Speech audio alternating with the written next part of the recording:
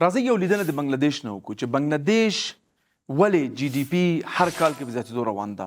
صحیح ده، زه پوهېږم ټیکسټایل انډسټري هلته ډېره زیاته ده، که زارا ده که ګوچي ده، ټول هلته روان دي. لیکن دلته یو بخش ته چې موږ توجه ته ډېر کم ورکړی ده، خصوصا په افغانستان کې چې کوم توجه ته بنګلادیش، انډیا، پاکستان، نیپال ټول توجه ته ورکړی ده، هغه فریلانسنګ انډسټري ده.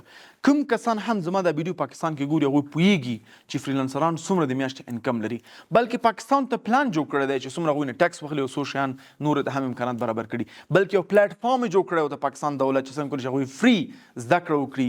نور کورسونه جوړ شوي لکه آزاد چای والا شو، نور شو چې فریلانسران ټرین کوي. لیکن پوښتنه زما دا ده چې ولې دا کار موږ په افغانستان کې نه کوو؟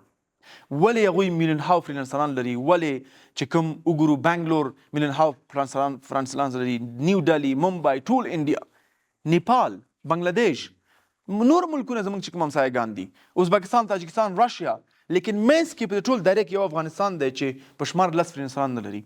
زه پوهېږم فریلانسنګ امتحان شوی دی، ټیسټ شوی دی، په دنیا کې 1 بلین فریلانسران دي او زیاترونه ملټي بلین ډالر انډسټري ده. زما پلان دا دی چې افغانستان کې فریلانسنګ عام کو، خلکو ته ټریننګونه ورکو، خلکو ته موږ امکانات برابر کړو. دلته پیسې نه راځي، کولی شي چې یولرنا سره خبرې وکړي، ستا پیسې یولرنا اکاونټ ته یا په دوبۍ کې یا په یو کې راشي او موږ درته افغانستان کې درکو. لیکن هدف دا دی چې افغانستان کې په داخل کې وظیفې کمې دي، پیسې کمې دي، امکانات کم دي، نو ولې ته باید د افغانستان نه یو بل ځای ته ونه ګوري او هلته یو ښه حلال او ښه پیسې ونه ګټي؟ دې کې مشکل څه شی دی؟ زه خو پکې څه مشکل نه ګورم. فقط 6 میاشتې 8 میاشتې زحمت دی، زده یې کړه. په یولرنا کې مختلف موږ کورسونه لرو چې تا ته الف نه ته یې پورې ټول درسونه درکوي ته چې څنګه ته یو فریلانسر شې، څنګه یو شی خرڅ کړي. فریلانسنګ ډېر اسانه دی. هر هغه کار ته چې فزیکي خرڅولی شي، یعنی فزیکي ځای کار کولی شي، هغه کار آنلاین هم وکړه او یو ښه پیسې وګټه. کله چې افغانستان ته یو $200 معاش واخلي، 300 واخلي، لیکن هماغه ته بیرون د افغانستان نه آنلاین 3000 اخیستی شي.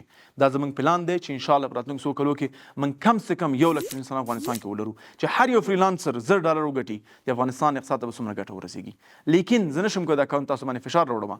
تاسو به خپله مخکې راشئ او دا زده کړې وکوئ.